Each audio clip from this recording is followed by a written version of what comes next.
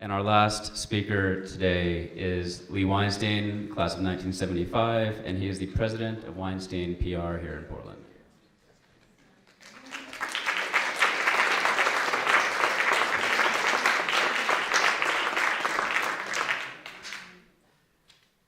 Thank you very much. I did bring a PowerPoint. I used to work at Nike. You can't do anything unless you have a PowerPoint at Nike. But I also brought some pencils because, this is a school and we're going to do a little bit of math. So I'll ask you to pass these around and everybody take a pencil. And at the end, you'll be given an exercise related to how you're going to lead your life. What I'm going to talk about now is about leading your life with intention, and it was really interesting hearing from our distinguished alumni, and many of them talked about the importance of intention, about living lives of purpose, and that's really what we're here to do. And it's, by the way, I just want to say, first off, class of 77, so the best class, all right? It was an epic class, 1959, there's a whole book about it. The generation born in 1959. So anyway, I know there's 7 or 6 other classes having reunions. It's okay. You're with us. Those are some of my classmates from back then. Me on the top row in the center, hanging out. Everybody know everybody's name there? And my friend Michael Marlett, who is a curmudgeon, he's home today, but apparently he's going to join us tonight. We'll see if he shows, but we all know Michael. Anyway, I want to talk to you about what my wife and I have been doing for the last number of years, and we call it intentional life planning. And hopefully give you a couple tools and a couple of ideas about how you want to go forth with your life and lead your life after this. So I'm going to try this. So it was interesting getting ready for this reunion. And one of the things I did, because I'm a nerd like Cynthia is as well, is I wanted to count how many days it's been since we graduated. And I wasn't sure if it was June 7th, but it was right around then. So it's been 14,711 days since we graduated, which is pretty amazing. Isn't that amazing? Saga's going, oh, yeah. Oh, June 10th? Oh, very good, very good. Okay, all right, so add or subtract a couple numbers. And what? Can you subtract? Can you subtract? No. Thank you, Dave. Thank you very much. I do want to. So I figured this out. I'm like, oh, okay. So one of the things I did is I went online. There's a really neat website called live100.com, and it's a way where you can go calculate how much longer you have to live. And highly recommend it. There are a couple life expectancy calculators. So I did that. And if my life expectancy calculator said that I will live till the age of 97. We're all living a lot longer, which is really lovely. But if that's true, then I've got another about 14,000 years, 14,000 days left to live. So we're really at midpoint right now, which is kind of cool. I mean, we've got a whole nother life ahead of ourselves here. And those of you who are generations earlier, John, Judge, you've got more than that. But the bad news is if I only make it to 87, I've only got about 10,000 days left. So something to be thoughtful of. How many days do we have left here? The Earth is spinning. We only get so many trips around the sun. So you may remember Harold and Maude. Remember Harold and Maude? Great movie. I survived high school because of Harold and Maude. High school was a challenge. But one of the things I loved about Harold and Maude is its kind of philosophy of life. And the great humor. But there were also 2 quotes from Harold and Maude that I adored. One of which was Dame Marjorie Chardin, Maude, telling Harold, Harold, you can't let the world judge you too much. Everybody has a right to make an ass out of themselves sometimes. And I do think it's really important. We should be able to make asses out of ourselves and take risks and do things. So I've always kind of carried that with me. It's like, I don't care how people judge me. The other thing, though, that Maude said was reach out, take a chance, get hurt even, but play as well as you can. Go team, go, she said. Give me an L, give me an I, give me a V, give me an E, L-I-V-E, live. Otherwise, you got nothing to talk about in the locker room. And it was a wonderful moment. You all remember that, and then they broke into Cat Stevens' music right after that. It was fabulous. But locker room. So my wife and I have been building our locker room since we met. I've been very fortunate to have married Melinda 17 years ago, another 7 number. And one of the things we did soon after we got married is we invented this thing called an intentional life planning timeline. And we took out this huge sheet of paper. It's actually 12 feet long. We still have this original life plan. And we spread it out on our kitchen counter, or actually it might have been on our floor.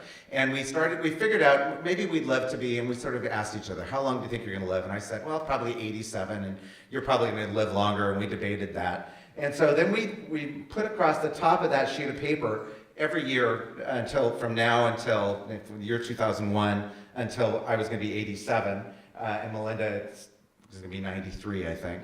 And then crossing with those numbers, we started putting major milestones. Like what year was Sophie, our daughter, gonna start driving? What year would she graduate from high school? What year would Emma graduate from college? When would Social Security kick in? When would our mothers be 85? Would we want to be around our moms then? So we started putting those listing there, and then we divided up the decades. Just kind of look, it's kind of easier to chunk down your life in decades, because we're in the teens now. What do you want to get done? And then we started writing down goals, things that we'd really love to do on sticky notes. And sticky notes are fabulous because you can move them.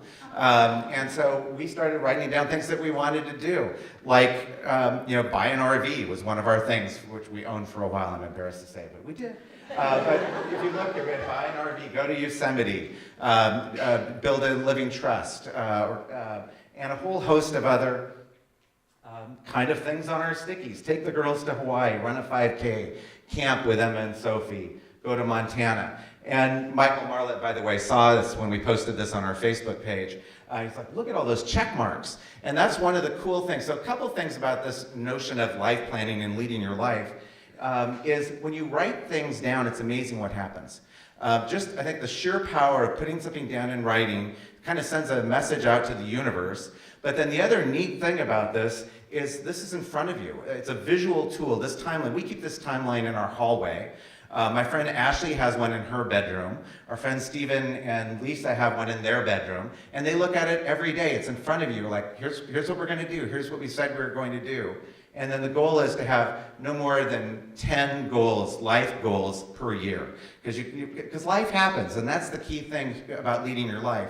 We all have things that happen, crazy things that happen, jobs that change, illnesses, other things. But you want to get after these big things because life is short. We only get how many more days left? So again, here's some of the other things that we wrote down on our timeline. The really fun thing was we shared this process on our Facebook page, and Lillian, you can hand those out now.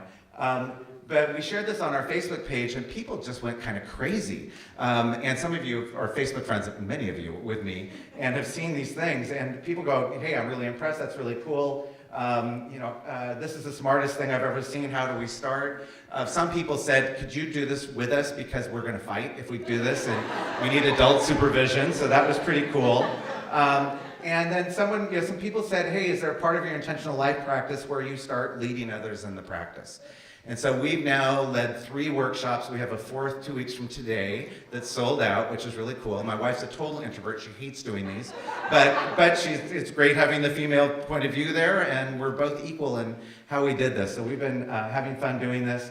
And then the other thing is we're self-publishing a workbook in November. So we're going to pre-sell a workbook called Write, Open, Act. And it's the whole notion of writing these things down, opening your mind up to things that you might want to do. We have got questions to sort of take you through sort of thinking about what do you want to do next, what do you want to do now.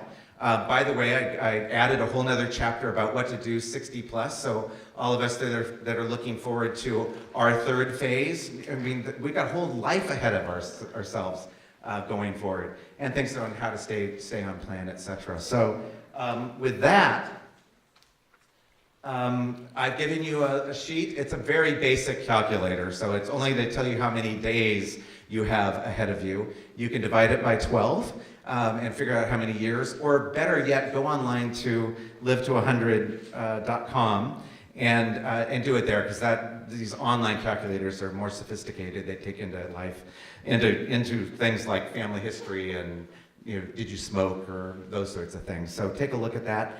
And again, we only get so many trips around the sun, and I think it's just critical that we lead our lives really well. Your Catlin alumni, your Catlin teachers, friends and family, you have a lot to give to the world, a lot of mitzvahs yet to deliver, and a lot of fun to have. So with that, thank you.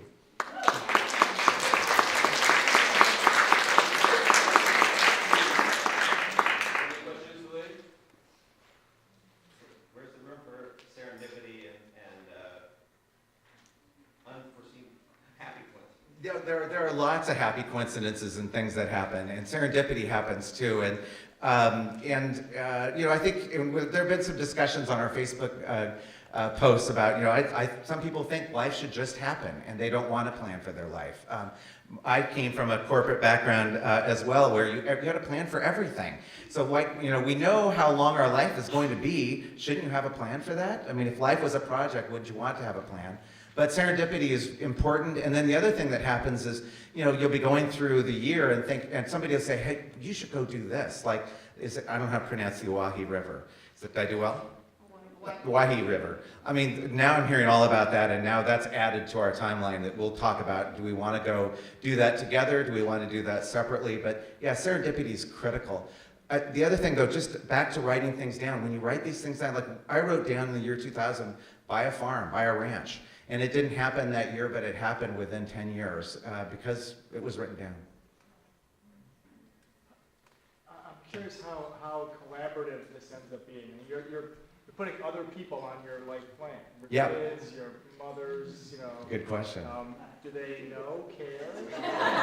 Well,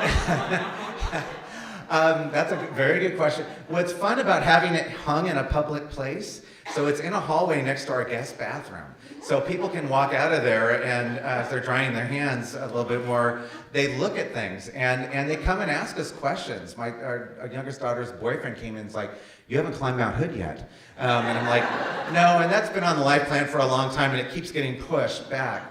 But no, it's lovely to have it be collaborative, and our daughters see it, and they see what we're thinking about, and then they'll come express some of their hopes and dreams of what they want to do, and could we do that together? So it's entirely collaborative. It should be.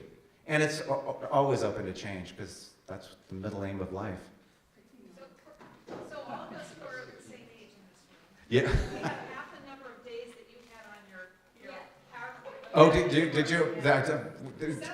Oh, 7,592. that's because that is based on the average American life expectancy of 78. So that's where that gets it. Do the online calculator, but I wanted just to give you a little bit of shake-up about how many days do I have left, and let's put that time to good use. But yeah, go online and do it. You'll get closer to mine. Yeah. I was shocked. The really interesting thing is we're living so much longer now. So the first time I ever did an online calculator, it did say it was going to be in the 80s, and now it's all changed. So now it's like 97. I have to plan financially far differently now. So that's a challenge. We're going to keep doing workshops, so follow us on Facebook. We'll see how long Melinda wants to do them. We may train trainers to do the workshop. We'll see what happens with it. But it's been a really curious thing how many people don't have life plans, and they're not written down. They're not anywhere, and it's like, gee, we get this one wonderful life. What do we want to do with it? And we can have many lives as part of this, which is one of the great values of this education that we got here in this community.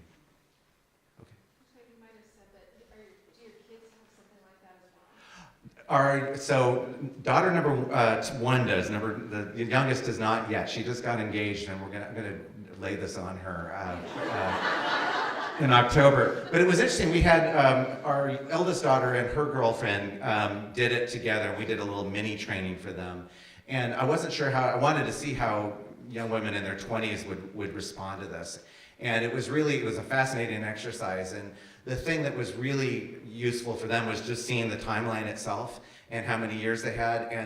But I remember Hannah saying, we don't have that much time. And then she was shocked. Her parents are older. And she's like, my parents are turning 70 in 2 years. I've got to do something about that. So it was a douse of cold water for them. So that was useful. Just talking. Did you always start with the longer view timeline or year by year and then? Yeah, always the longer view timeline. It's interesting on the big long timeline, and I think this is true for a lot of us. The whole right hand side, where the later years, is all blank. So I don't really know what's going on there. We have live in Hawaii halftime ? And that's kind of from 65 on. That's the only question we got. But it's really useful, I think, to look at what's ahead and to have that notion of how long our longevity is that we're facing. Yeah, So Kelly. do you ever take any stickies off and go, that was, I mean, we're Yeah. doing a little pile of, Yeah, no, so you can do it a couple ways. You can just take them off, that's, I hate that idea now. And there's some that I've always written down for years, take a class, and I haven't taken a class yet, so it's just not going to happen. So I've got it stuck somewhere else on my computer to remind myself of that. So you can do that. And some of those things go. I mean, it's I'm not going to dress like Madonna probably ever again, Miranda. So, but and that's fine. That era came and went. So that's great. It does, I would tell you, it feels really great to check them off. And this year we did have 10 things and we've got 8 of them done. And that feels really good. We'll see if we get the last 2 done. so how often do you revisit it? Oh, good question. Thank you. So what we do every January, we get together and look at the whole plan as a whole, and we sort of interview each other about how life is going. And are you happy with your life? Are you happy with me? We just talk through that, and then we adjust the master plan based on that. And there are going to be some things that Melinda wants to do that are different from me, and my job is to support her doing that, and vice versa. Hopefully, she'll do that with me. But then what we do is once a month we get together and look at this year's goals, and we try to make that fun. So it could be that I'll go hop back in bed with her and we'll look at a snapshot of the plan, look at where we're at, talk about it, or we'll go out to breakfast and do it there, and just talk about where we're going. We did that actually this morning and looked at. She's like, "What are the last 2 things we haven't gotten done?" So we try to revisit that regularly, and I look at it probably a little bit more than she does, but I try to look at it at least every other week. I kind of take a peek and check at it and look at what's ahead. Have you noticed any mindset shift from before you created your plan to how you relate now, and what is that? That's a good question. I would tell you, I mean, I like the notion of being in control of our lives a bit. So I feel that. I do know that that life is going to happen, and there's going to be some shit thrown our way that we're not ready for and we're not prepared for. And I feel like even though that's going to happen, we can go back and look at that, and we may not get 10 things done next year. We may get 3 of the 10 things done, or 3 of the 4. But it feels like I'm in control of it a little bit more. It was interesting. I'd like to go have some more conversations with other people about their plans.